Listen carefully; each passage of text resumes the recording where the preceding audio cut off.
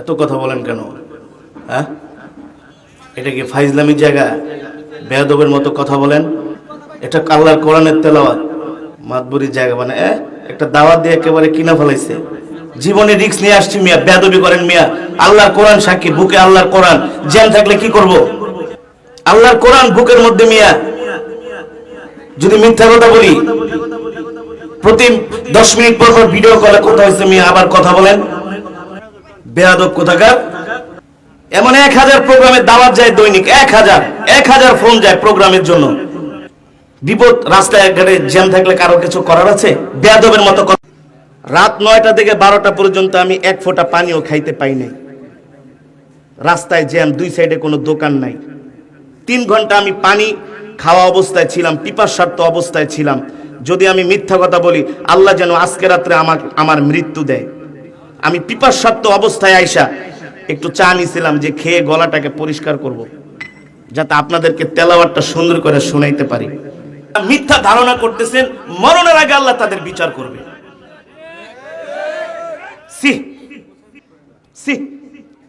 রাত কয়টা বাজে? মাত্র 12টা 18। কোরআনের মজমায় এসে 1-2 ঘন্টা দেরি হইলে হুজুরের বদনাম শুরু করে দেন, বসতে পারেন না। আর ফুটবল খেলা দেখার জন্য রাত 3টা পর্যন্ত থাকেন। অনেক সওয়াব, অনেক সওয়াব, ঠিক না?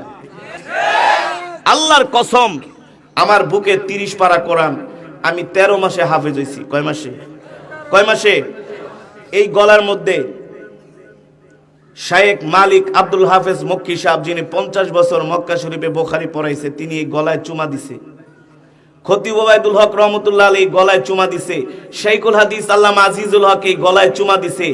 আল্লামা শাহ আহমদ শফি রহমতুল্লাহি আলাইহি, যিনি আমার তেলাওয়াতের ভক্ত ছিলেন, যিনি আমাকে হাটহাজারী মাদ্রাসায় দাওয়াত দিয়ে নিয়ে গেছেন, এই আল্লামা শফি এই গলা ধরে আদর করেছেন। এখনকার যারা আকাবের, মুফতি আমিনী রহমতুল্লাহ আলাইহি, এখনকার যারা আকাবের আছেন, মুরব্বী, তারা তো আসেনি।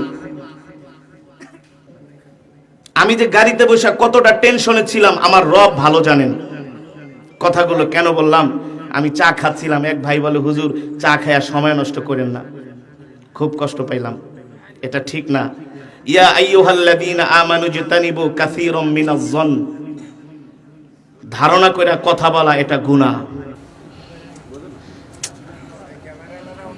আল্লাহর বান্দারা, সমস্ত প্রশংসা কার জন্যে? আরো জোরে বলেন, কার জন্যে? একমাত্র মহান রব্বুল আলামিনের জন্য, যিনি আমাদেরকে সৃষ্টি করেছেন, ঠিক কিনা বলেন? আল্লাহর বান্দারা, আমাদের হায়াতের মালিক কে? আরো আওয়াজ করে বলুন, আমাদের রিজিকের মালিক কে? মুসলমান, আমরা কার গোলাম? আরো জোরে বলুন, আমরা কার গোলাম? মুসলমান, আসমান কার? আরো জোরে বলুন, আসমান কার? জমিন কার? আসমান যার, মুসলমান আইন চলবে তার। জমিন যার, বিধান চলবে তার, ঠিক কিনা বলেন? আল্লাহর জমিনে অন্য কারো তন্ত্র মন্ত্র চলতে দেওয়া যাবে না। মুসলমান এক আল্লাহর গোলামি করে, ঠিক কিনা বলেন? আল্লাহ ছাড়া মুসলমান আর কাউকে ভয় পায়? মুসলমান আল্লাহ ছাড়া আর কাউকে ভয় পায় না। মুসলমান এক আল্লাহর কদমে মাথা নত করে, ঠিক কিনা বলে? ঠিক না?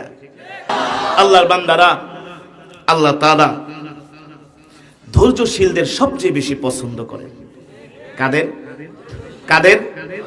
ধৈর্যশীলদের পছন্দ করেন। যারা ধৈর্য হারা হয়ে যায়, আল্লাহ তাদের পছন্দ করেন না। আল্লাহ তাদেরকেই সবচেয়ে বেশি ভালোবাসেন, যারা বিপদে আপদে বালা মুসিবতে ধৈর্য ধরে। কার উপরে? আমি যখন জ্যামে পড়ে গেলাম, আমি আমার খাদেমকে বলতেছি, জিজ্ঞেস করো তারা মাহফিলটা চালায় নিতে পারবে কিনা যতক্ষণ জ্যাম থাকে।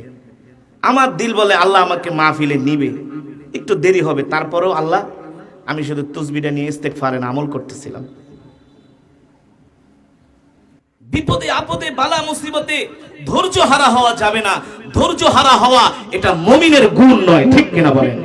এটা মুমিনের আলামত নয়, ঠিক কিনা বলেন? ধৈর্য ধরতে হবে, তাওয়াক্কুল করতে হবে আল্লাহর উপরে। কার উপরে? জোরে বলেন। যারা ধরবে, ধৈর্য ধারণ করবে, সবরকারী যারা হবে, আল্লাহ তাআলা তাদেরকে হাসরের ময়দানে বিনা হিসাবে জান্নাত দিয়ে দিবে। বিনা হিসাবে জান্নাত দিয়ে দিবে আল্লাহ তাআলা। আল্লাহর বান্দারা, এই কারণেই তো আল্লাহ রাব্বুল আলামিন কোরআনের মধ্যে বারবার সবরের কথা বলেছেন, ধৈর্যের কথা বলেছেন। ইয়া আইয়ুহাল্লাযীনা আমানুস্তাঈনু বিস-সাবরি ওয়াস-সালাহ। আল্লাহু আকবার। ইয়া আইয়ুহাল্লাযীনা আমানুস্তাঈনু বিস-সাবরি ওয়াস-সালাহ ইন্নাল্লাহা মা'আস-সাবিরিন।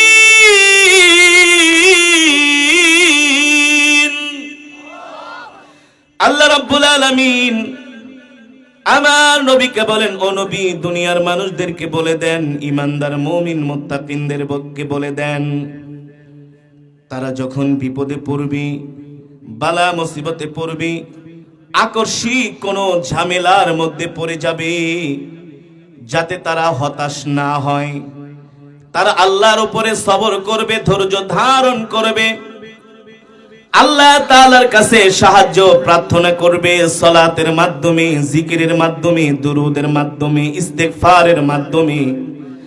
আল্লাহ রাব্বুল আলামিন বলেন, নবী, যদি সবরকারী আল্লাহর উপরে ধৈর্য ধরে সবর করে, আল্লাহ তাআলা ওই সবরকারীকে উত্তম জাযা খায়ের দান করবে। এক নম্বরে তো দুনিয়াতে তার যত বিপদ আপদ আল্লাহ সব দূর করে দিবে। সুবহানাল্লাহ বলেন। আল্লাহ তাআলা তার যত বড় বিপদ হোক না কেন, বালা মুসিবত হোক না কেন, আল্লাহ দূর করে দিবে। যেমন পয়গম্বর আইয়ুব আলাইহিস সালামকে আল্লাহ তাআলা একটা রোগ দিয়া 1 বছর, 2 বছর, 3 বছর না, কত বছর? কোন কোন বর্ণনায় আসছে 18 বছরের উপরে, আরো বেশি। আল্লাহু আকবার। জোরে বলেন আল্লাহু আকবার। 18 বছর ইমানের পরীক্ষা দিয়েছে, ধৈর্য হারা হয় নাই, ধৈর্য হারা হয় নাই, ঠিক কিনা বলেন? আর আমাদের একটু ঠান্ডা জ্বর, একটু কাশি, একটু পেট খারাপ হইলে, কোন রকম 1 মাস 2 মাস বিছনায় পড়া থাকলে, 3 বছর 1 বছর পড়া থাকলে আমরা হতাশ হয়ে যাই। আমরা বলি, আল্লাহ তুমি শুধু বিপদ আমাকেই দিলা, আর কোনো মানুষকে দেখলা না। আরে মুসলমান, আল্লাহ যাকে পছন্দ করে আল্লাহ তাকে বেশি করে বিপদ দেয়, বালা মুসিবত দেয়, তাকে পরীক্ষা করে, ঠিক কিনা বলেন? আল্লাহ যাকে ভালোবাসে তাকে রোগ বেশি করে দেয়, তার ঈমানের পরীক্ষা করে। পয়গম্বর আইয়ুব আলাইহিস সালাম 18 বছরের উপরে ঈমানের পরীক্ষা দিয়েছেন। আমাদের জাতির পিতা ইব্রাহিম আলাইহিস সালামকে নমরুদ আগুনের মধ্যে নিক্ষেপ করছে। 1 দিন, 2 দিন, 3 দিন, 4 দিন, 5 দিন, 6 দিন না, 7 দিন না, আমার জাতির পিতা ইব্রাহিম আলাইহিস সালাম নমরুদের অগ্নিকুণ্ডলের মধ্যে 40 দিন ছিলেন। আর আস্তে কোন সুবহানাল্লাহ। আপনারা মনে হয় আগুনের ভিতরে 1 ঘন্টা থাকতে পারবেন? হ্যাঁ, পিপুলবাড়িয়া বাজারে যদি তন্দুর রুটি বানায়, তাহলে একটু চুলার কাছে যায়েন, আঙ্গুলটা দিয়েন, 1 মিনিট রাখতে পারবেন? 1 সেকেন্ড সম্ভব? জাতির পিতা কতদিন ছিলেন? জোরে বলেন, আরো জোরে বলো, কতদিন? 40 দিন ছিলেন। নমরুদ যখন তাকে ধইরা আগুনের ভিতরে নিক্ষেপ করে বলে, ইব্রাহিম বল, আমি তোর খোদা, তুই তোর খোদাকে অস্বীকার কর। পয়গম্বরকে, তুই খোদা তো দূরের কথা, তুই তো মানুষই হইতে পারস না, তুই একটা অমানুষ, ঠিক কিনা বলে? তুই একটা অমানুষ, তুই একটা হারামজাদা, তুই আবার খোদা করতে গেবি? তুই আমাকে আগুনের মধ্যে পোড়ানোর কে? এই কথা যদি বলে নমরুদের রাগ হয় না? তোর মজাটা দেখাইতেছি। ইব্রাহিম, আত্মসমর্পণ করো, সারেন্ডার করো, তাহলে আগুন থেকে তোমাকে বাঁচিয়ে দিব। বলে, তুই বাঁচার কে? তুই বাঁচানোর কে? বাঁচাবে কে? আলোচনা বলেন কে? পয়গম্বর জাতির পিতা ইব্রাহিম আলাইহিস সালাম নমরুদের কাছে আত্মসমর্পণ করে নাই, সারেন্ডার করে নাই, ঠিক কিনা বলেন?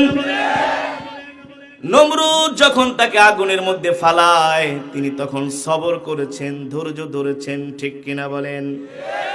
পয়গম্বর ইব্রাহিম আলাইহিস সালাম মনে মনে বলে, এই আগুনের মালিক নমরুদ না, এই আগুনের মালিক হলো আমার আল্লাহ। আল্লাহু আকবার। যখন পয়গম্বর দুনিয়ার কোন মানুষের কাছে সাহায্য চায় নাই, সাহায্য চেয়েছেন কার উপরে? ও মুসলমান, আরো জোরে বলুন, কার উপরে?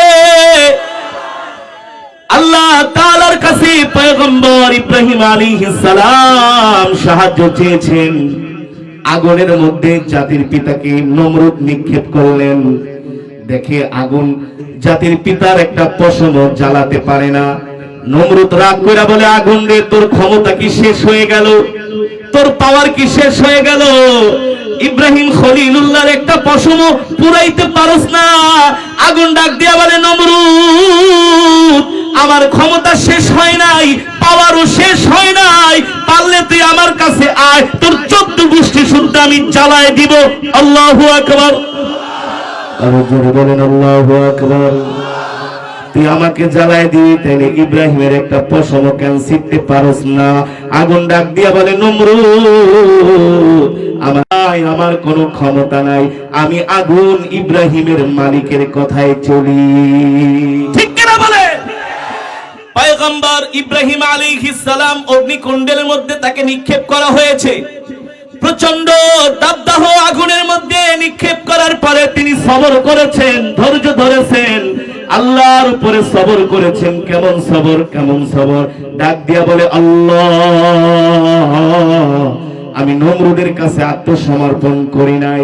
আমি জানি আগুনের মালিক নমরুদ না, আগুনের মালিক হলেন আপনি। আল্লাহ, আপনি হায়াতের মালিক, আপনি আমার রিজিকের মালিক, আপনি আমাকে বাঁচানোর মালিক।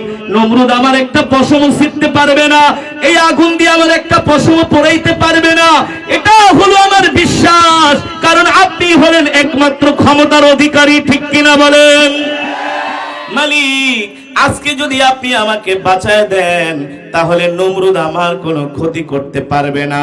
পয়গম্বরের এই কাকুতি মিনতি শুনা আল্লাহ তাআলা কোরআনের আয়াত নাজিল করে দিল, ও জিবরাইল, যাও আমার বন্ধু আমার ইব্রাহিমকে যেয়ে বলো, আমার ইব্রাহিমকে যেয়ে বলো, আমার ইব্রাহিম বিপদের সময় আমার উপরে সবর করেছে, ধৈর্য ধারণ করেছে, আমার কাছে সাহায্য চেয়েছে।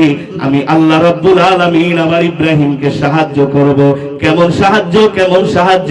কুল্লা ইয়া নারু কুনি বারদাও ওয়া সালামান আলা ইব্রাহিম। আল্লাহ তাআলা আগুনকে ডাক দিয়া বললেন, আগুন, আমার ইব্রাহিমের জন্য শান্তিদায়ক হয়ে যাও। কেমন শান্তি, কেমন শান্তি? এই আগুন বেশি ঠান্ডা হবে না যাতে আমার ইব্রাহিমের ঠান্ডা লাগে, বেশি গরম হবে না যাতে আমার ইব্রাহিমের শরীরে গরমের তাপ লাগে। কেমন হবি? সালাম, শান্তি। সুবহানাল্লাহ। আমার ইব্রাহিমের জন্য শান্তিদায়ক হয়ে যা। পয়গম্বর ইব্রাহিম আলাইহিস সালাম যে 40 দিন আগুনের মধ্যে ছিলেন, পয়গম্বর বলে, ওই আগুনের মধ্যে সবচেয়ে আমি মনে হয় জান্নাতের মধ্যে ছিলাম। এত আরাম আয়েশে আমি কোনোদিন থাকি নাই। আল্লাহু আকবার। শুধু সবর করার কারণে, ধৈর্য ধরার কারণে। ঠিক কিনা বলেন? আল্লাহ তাআলা ওই বান্দাকে বেশি ভালোবাসে যে বান্দা বিপদে আপদে কার উপর ধৈর্য ধরে। আরো জোরে বলুন, কার উপরে ধৈর্য ধরে?